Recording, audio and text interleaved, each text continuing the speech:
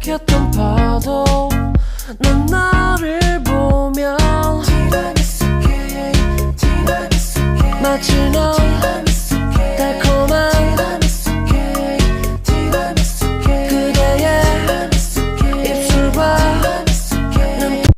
Assalamualaikum warahmatullahi wabarakatuh. Halo teman-teman, perkenalkan kami dari kelompok 2. Jadi, di sini kami akan mempresentasikan hasil diskusi kelompok kami yang bertemakan kelas sosial, ketimpangan sosial, dan kesenjangan sosial. Dari tugas kelompok matkul pengantar sosiologi dengan dosen pengampu Ibu Syarmiati.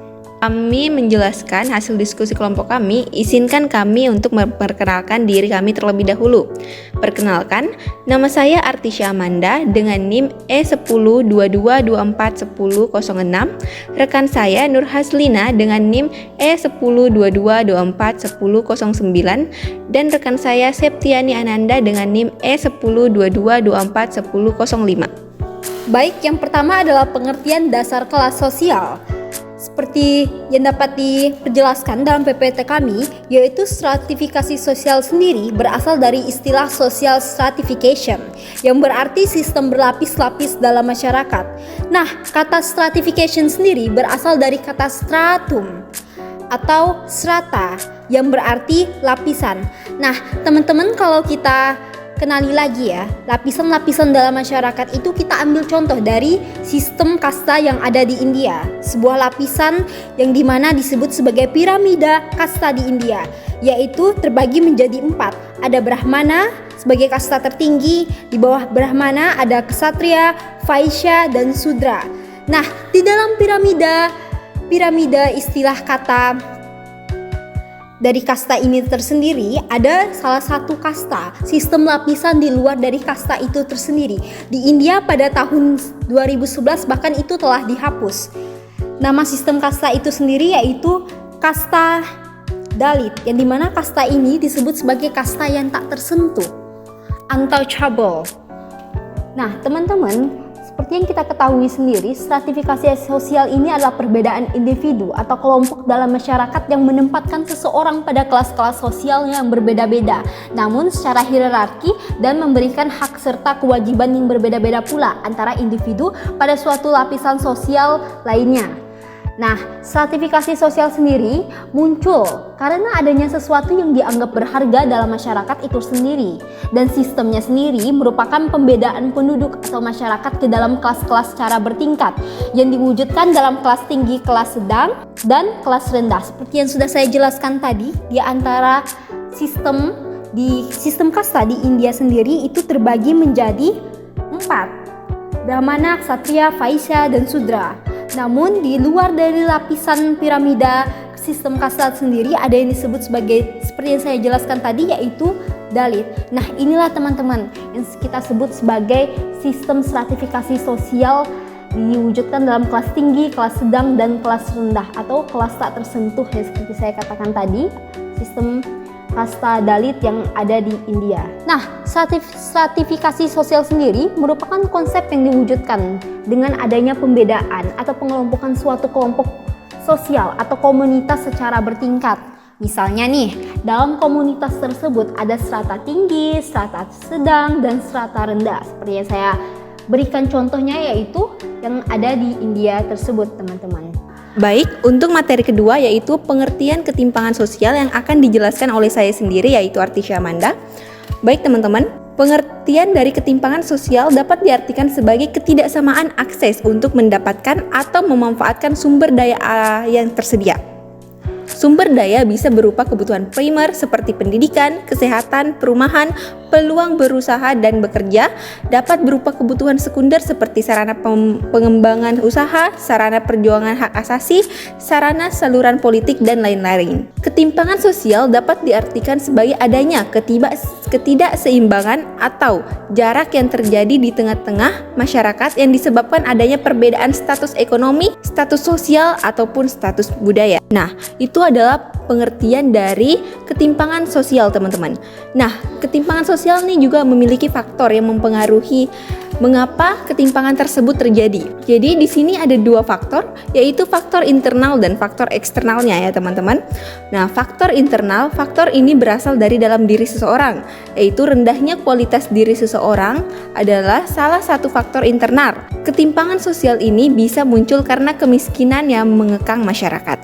Adapun faktor eksternalnya teman-teman, faktor ini merupakan faktor yang berasal dari luar diri seseorang. Faktor ini bisa terjadi karena adanya birokrasi atau aturan hukum negara yang mengekang masyarakat sehingga mereka kesusahan dalam mengembangkan dirinya.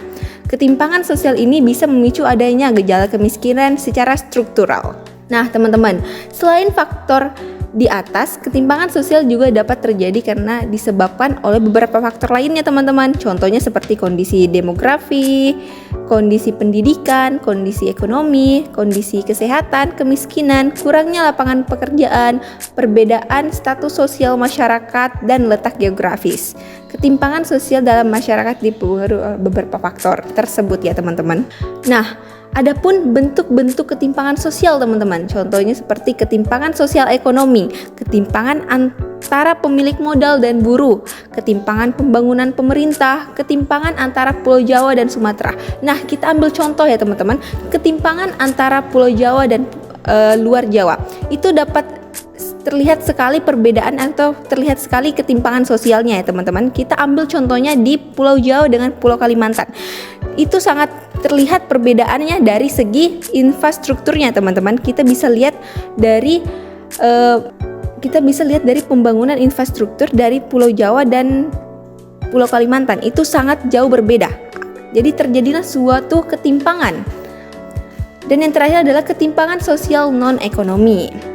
Baik teman-teman, untuk materi selanjutnya yaitu materi ketiga yaitu kesenjangan sosial akan dijelaskan oleh rekan saya yaitu Septiani Ananda. Baik teman-teman semuanya, di sini saya akan menjelaskan tentang kesenjangan sosial. Jika kita menilik menurut Kamus Besar Bahasa Indonesia atau disingkat dengan KBBI, maka arti dari kesenjangan sosial adalah ketidakseimbangan, perbedaan dan juga jurang pemisah yang hadir di dalam tatanan masyarakat. Menurut para ahli, terutama Robert Chambers, yang mengungkapkan bahwa kesenjangan sosial merupakan semua gejala yang terjadi di seluruh lapisan masyarakat.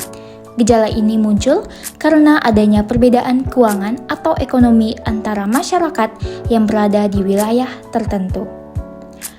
Hal tersebut nantinya akan menghadirkan jurang pemisah antara orang kaya dan orang miskin, di mana hal itu mengacu pada persebaran ukuran kekayaan atau ekonomi yang ada di dalam kelompok masyarakat.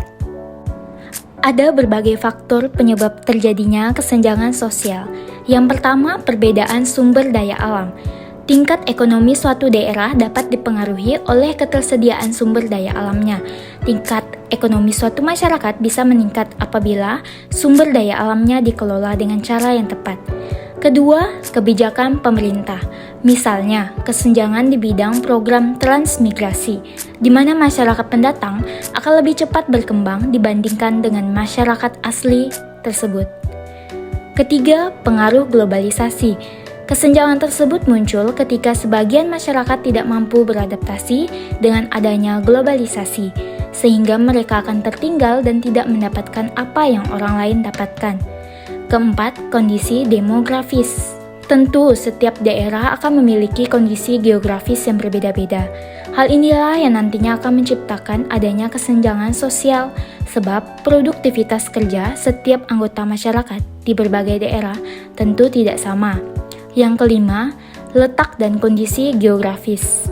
Umumnya, masyarakat yang tinggal di daerah dataran tinggi akan merasa kesulitan untuk membangun infrastruktur dibandingkan dengan masyarakat yang tinggal di dataran rendah.